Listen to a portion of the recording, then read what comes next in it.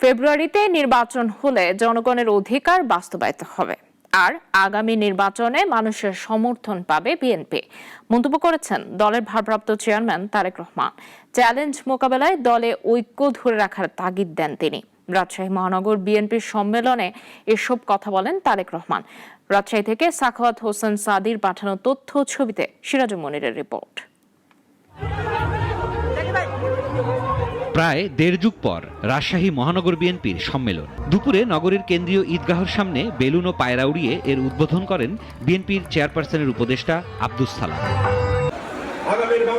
সম্মেলনকে ঘিরে সকাল থেকে দূর দূরান্ত থেকে নেতাকর্মীরা নগরীতে প্রবেশ করেন। দুপুর গড়ানোর সাথে সাথে সম্মেলন স্থল কানায় কানায় পূর্ণ হয়ে যায়। জায়গা না পেয়ে বিএনপির নেতাকর্মী সমর্থকরা পদ্মা নদীর ধারসহ আশপাশের এলাকায় অবস্থান নেন। সম্মেলনে সভাপতিত্ব করেন মহানগর বিএনপির আহ্বায়ক এরশাদ আলী ঈশা।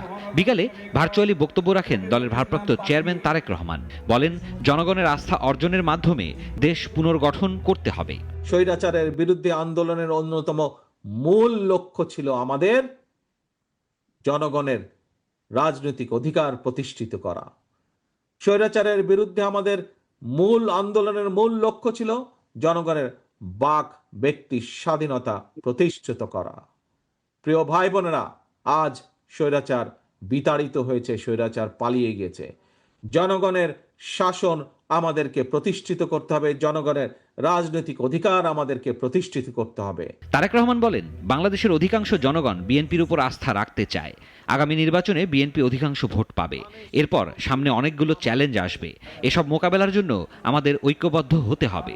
ধানের শীষ এবং বিএনপি পাবার পরে আমাদের সামনে অনেকগুলো চ্যালেঞ্জ আছে।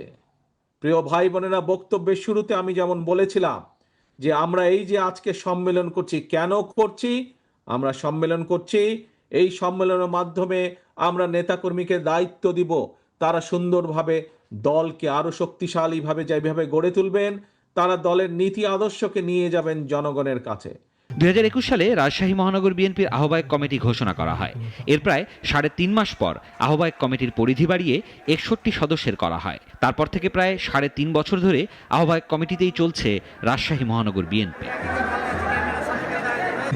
সিরাজুল মনির শুভ, নাগরিক।